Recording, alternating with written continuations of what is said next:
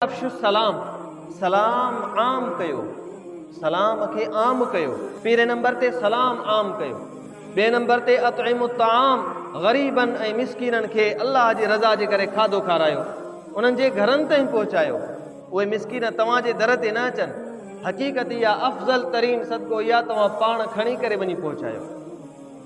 अतइमु ताम।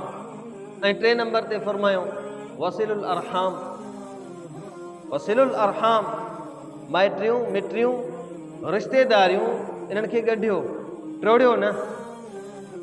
दुनिया जे थोरे कंहिं मक़सद जे करे तव्हां रिश्तेदारियूं कटे छॾियो। फरमायो वसिलुल अरहाम। टियों कमु तव्हांखे इहो करिणो आहे जो रिश्तेदारियूं पाण में ॻंढणियूं आहिनि, टोड़ियूं न आहिनि। ऐं चौथे नंबर ते फरमायो सल्लू बिल्लैली वन्नासु नियाम। ओ राति जे उन पहर में उथी निमाज़ पढ़ जंहिं पहर में सॼी दुनिया जा इंसान राति जे वक़्त में सुतल आहिनि, उन वक़्त में तूं साम्हूं हुजी, तुंहिंजे रब जी रहमत साम्हूं हुजी।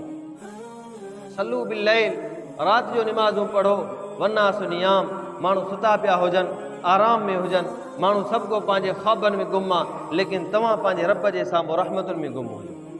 फरमायो तदखुलुल जन्नत बिस्सलाम। जॾहिं महशर जो मैदान थींदो, क़यामत जो ॾींहुं थींदो, हद खां वधीक इंसान परेशान हूंदा, उन वक़्त में तव्हां 4 अमल करे महशर जे मैदान में पहुता आहियो।